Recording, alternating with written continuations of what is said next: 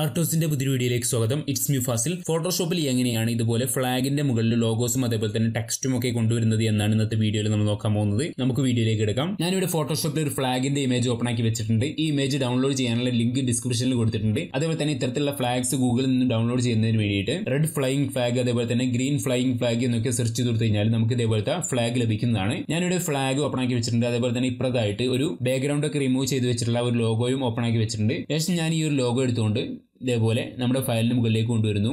ശേഷം ഈ ഒരു ഭാഗത്തേക്ക് കൊണ്ടുവന്നുകൊണ്ട് അത് ഇവിടെ വെക്കുന്നു. ശേഷം കീബോർഡിൽ Ctrl+T എന്ന് പ്രസ് ചെയ്തുകൊണ്ട് ഇതിന്റെ സൈസ് ഒന്ന് അഡ്ജസ്റ്റ് ചെയ്ത് കൊടുക്കുന്നു.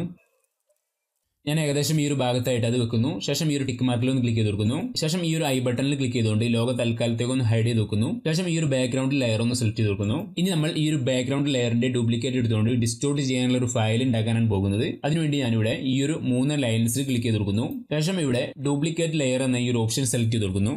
ഇപ്പോൾ നമുക്ക് ഇതേപോലെ ഒരു ഓപ്ഷൻ ലഭിക്കുന്നതാണ്. ഇതിൽ നിന്നും ഡോക്യുമെന്റ് എന്നതിന് നേരെയായിട്ട് ന്യൂ എന്ന് സെലക്ട് ചെയ്ത് കൊടുക്കുന്നു. ശേഷം ഇവിടെ ഓക്കെ എന്ന് പ്രസ് കൊടുക്കുന്നു. അപ്പോൾ നമുക്കിവിടെ പുതുതായിട്ട് ഒരു ഫയൽ ഓപ്പൺ ആയി വരുന്നതാണ്. ശേഷം ഇവിടെ ഇമേജ് എന്നതിൽ പോയിക്കൊണ്ട് അഡ്ജസ്റ്റ്മെന്റ് എന്നതിൽ പോയി കഴിഞ്ഞാൽ നമുക്കിവിടെ ബ്ലാക്ക് ആൻഡ് വൈറ്റ് എന്നൊരു ഓപ്ഷൻ ലഭിക്കുന്നതാണ്. ഞാൻ ആ ഒരു ഓപ്ഷൻ സെലക്ട് ചെയ്യുന്നു. ശേഷം ഇവിടെ ഓക്കെ എന്ന് പ്രസ് ചെയ്ത് കൊടുക്കുന്നു. ശേഷം ഇത് ചെറുതായിട്ടൊന്ന് ബ്ലർ ചെയ്യാൻ പോവാണ്. അതിന് വേണ്ടിയിട്ട് ഫിൽറ്റർ എന്നതിൽ പോയി കഴിഞ്ഞാൽ ഇവിടെ ബ്ലറി എന്നൊരു ഓപ്ഷൻ ലഭിക്കുന്നതാണ്. അതിൽ നിന്ന് ഗോഷൻ ബ്ലറി എന്ന ഈ ഒരു ഓപ്ഷൻ സെലക്ട് ചെയ്ത് കൊടുക്കുന്നു. ശേഷം ഏകദേശം ഈ ഒരു രൂപത്തിലായിട്ട് അത് ബ്ലർ ചെയ്യുന്നു. നിങ്ങൾക്കും ഏകദേശം ഈ ഒരു രൂപത്തിൽ അത് ബ്ലർ ചെയ്യാവുന്നതാണ്. ശേഷം ഇവിടെ ഓക്കെ എന്ന് പ്രസ് ചെയ്ത് കൊടുക്കുന്നു. ഇനി നമ്മൾ ഈ ഒരു ഫയലിനെ സേവ് ചെയ്യാനാണ് പോകുന്നത്. അതിനുവേണ്ടി കീബോർഡിൽ Ctrl+S എന്ന് പ്രസ് ചെയ്ത് കൊടുക്കുന്നു. അപ്പോൾ നമുക്ക് ഈ ഒരു ഫയലിന് സേവ് ചെയ്യാവുന്നതാണ്. ഞാനിവിടെ ഫ്ലാഗ് എന്ന പേരിലും സേവ് ചെയ്തെടുക്കുന്നു. ഇവിടെ സേവ് ആസ് ടൈപ്പ് എന്നെടുത്ത് ഫോട്ടോഷോപ്പ് PSD എന്ന ഫോർമാറ്റിലാണ് സെലക്ട് ആയി കിടക്കുന്നത് എന്ന് ഉറപ്പുവരുത്തുക. ശേഷം ഇവിടെ നമുക്കിത് സേവ് ചെയ്യാവുന്നതാണ്. ഞാനിപ്പോൾ ഇവിടെ ആ ഒരു ഫയൽ സേവ് ചെയ്തിരിക്കുകയാണ്. ശേഷം നമ്മുടെ ആദ്യത്തെ ഫയലിലേക്ക് തന്നെ പോകുന്നു. അതിനുശേഷം നമ്മൾ നേരത്തെ ഹൈഡ് ചെയ്ത് വെച്ചിട്ടുള്ള ആ ഒരു ലോഗോ വിസിബിൾ ആക്കുന്നു. അതിനുവേണ്ടി ഈ ഒരു ഏരിയയിൽ ക്ലിക്ക് ചെയ്ത് കൊടുക്കാവുന്നതാണ്.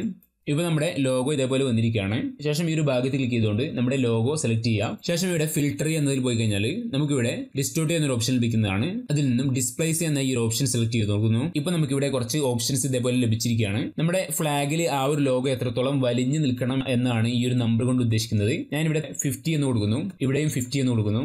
നിങ്ങൾക്ക് നിങ്ങളുടെ ആവശ്യാനുസരണം 10, 20, 50 എന്നൊക്കെ കൊടുക്കാവുന്നതാണ്. ഞാനിപ്പോൾ 50 എന്നാണ് കൊടുത്തത്. ശേഷം ഇവിടെ ഓക്കെ എന്ന് പ്രസ് കൊടുക്കുന്നു. അങ്ങനെ പ്രസ് ചെയ്യുന്ന സമയത്ത് നമുക്ക് ഇതേപോലെ ഫോൾഡർ ഓപ്പൺ ആയി വരുന്നതാണ്. ശേഷം നമ്മൾ നേരത്തെ സേവ് ചെയ്ത് വെച്ചിട്ടുള്ള ആ ഒരു ഫയൽ ഇവിടെ നിന്ന് സെലക്ട് ചെയ്യാവുന്നതാണ്. ഞാനിപ്പോൾ ഈ ഒരു ഫ്ലാഗ് എന്ന ഫയൽ സെലക്ട് ചെയ്യുന്നു. ശേഷം ഇവിടെ ഓപ്പൺ എന്ന് പ്രസ് ചെയ്തു. അപ്പോൾ നമ്മുടെ ലോഗോ ആ ഒരു ഫ്ലാഗിലേക്ക് കുറച്ചും കൂടെ ലയിച്ച് വരുന്നതാണ്. ശേഷം നമ്മുടെ ലെയറിന്റെ ഈ ഒരു ഭാഗത്തായിട്ട് ഡബിൾ ക്ലിക്ക് ചെയ്ത് കൊടുക്കുക. ഇതിൽ നിന്നും കളർ ഓവർലേ എന്ന ഈ ഒരു ഓപ്ഷനിൽ ക്ലിക്ക് ചെയ്ത് കൊടുക്കുന്നു. അതിന് ക്ലിക്ക് ചെയ്യുന്ന സമയത്ത് നമുക്ക് ഇവിടെ ഏതൊരു കളറാണോ നമ്മുടെ ലോഗോക്ക് വേണ്ടത് ആ ഒരു കളർ സെലക്ട് ചെയ്ത് കൊടുക്കാവുന്നതാണ്. ഞാനിപ്പോൾ തൽക്കാലത്തേക്ക് വൈറ്റ് തന്നെ സെലക്ട് ചെയ്ത് കൊടുക്കുന്നു. ശേഷം ഇവിടെ ഓക്കെ എന്ന് പ്രസ് കൊടുക്കുന്നു. ശേഷം ഇവിടെ ബ്ലെൻഡിങ് ഓപ്ഷൻസ് എന്ന ഈ ഒരു ബട്ടണിൽ ക്ലിക്ക് ചെയ്ത് കൊടുക്കുന്നു. അങ്ങനെ ക്ലിക്ക് ചെയ്യുന്ന സമയത്ത് നമുക്ക് ഇവിടെ അണ്ടർലൈങ് ലെയർ എന്നൊരു ഓപ്ഷൻ ലഭിക്കുന്നതാണ്. കീബോർഡിൽ ഓൾട്ട് പ്രസ് ചെയ്തുകൊണ്ട് ഈ ഒരു ബട്ടണിൽ ക്ലിക്ക് ചെയ്ത് കൊടുത്തു കഴിഞ്ഞാൽ ഇത് 2 പീസായിട്ട് നമുക്ക് ലഭിക്കുന്നതാണ്. ശേഷം ഈ ഒരു പീസ് പിടിച്ചുകൊണ്ട് ഏകദേശം ഈ ഒരു ഭാഗത്തായിട്ട് സെറ്റ് ചെയ്യാം. അതേപോലെ തന്നെ ഇത് പിടിച്ചുകൊണ്ട് ഏകദേശം ഈ ഒരു ഭാഗത്തും സെറ്റ് ചെയ്ത് കൊടുക്കുക. നമുക്ക് ഈ ഒരു ഭാഗത്ത് കറക്റ്റായിട്ട് അഡ്ജസ്റ്റ് ചെയ്തുകൊണ്ട് നമ്മുടെ ലോഗോയെ ആ ഒരു ഫ്ലാഗുമായിട്ട് കൂടുതൽ ലയിപ്പിക്കാവുന്നതാണ്. ഞാൻ ഏകദേശം ഈ ഒരു രൂപത്തിലായിട്ട് അത് സെറ്റ് ചെയ്യാൻ പോകുന്നു. ഇപ്പോൾ നിങ്ങൾക്ക് നോക്കിയാൽ കാണാൻ പറ്റും വളരെ റിയൽ ആയിട്ട് നമ്മുടെ ആ ഒരു ലോഗോ നമ്മുടെ ഫ്ലാഗുമായിട്ട് കൂടുതൽ യോജിച്ച് വന്നിരിക്കുകയാണ്. അപ്പോൾ ഈ ഒരു മെത്തേഡ് ഉപയോഗിച്ചുകൊണ്ട് ഒരുപാട് ഫ്ലാഗിന്റെ മുകളിലൊക്കെ നമുക്ക് ലോഗോസ് കൊണ്ടുവരാവുന്നതാണ്. അതേപോലെ തന്നെ ഈ ഒരു മെത്തേഡ് ഉപയോഗിച്ചുകൊണ്ട് ടീഷർട്ടിന്റെ മുകളിലൊക്കെ നമുക്ക് ലോഗോ കൊണ്ടുവരാവുന്നതാണ്. അപ്പോൾ വീഡിയോ ഇഷ്ടപ്പെട്ടു കഴിഞ്ഞാൽ തീർച്ചയായിട്ടും ലൈക്ക് ചെയ്തുകൊണ്ട് സപ്പോർട്ട് ചെയ്യുക. അതേപോലെ തന്നെ ഇതുപോലുള്ള വീഡിയോസ് ഇനിയും ലഭിക്കുന്നതിന് വേണ്ടി ചാനൽ ഇപ്പോൾ തന്നെ സബ്സ്ക്രൈബ് ചെയ്യുക. മറ്റൊരു വീഡിയോയിൽ കാണുന്നതുവരെ ഗുഡ് ബൈ.